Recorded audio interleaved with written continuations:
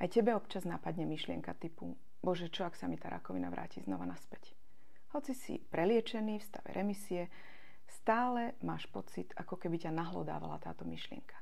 Poradím ti jednu metódu. Je to psychologická metóda pod názvom Flip It a znamená pretoč to.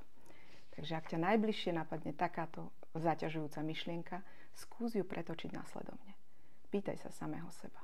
Čo ak sa rakovina do môjho života už nikdy v živote nevráti? A na túto myšlienku nadpoj ďalšie. Ako bude môj život vyzerať bez rakoviny?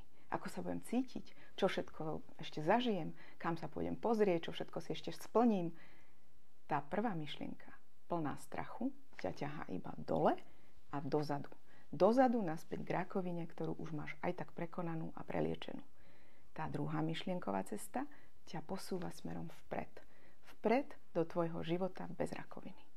A hlavne, nikto na svete ti nevie so 100% istotou povedať, že tvoja rakovina sa naozaj vráti späť.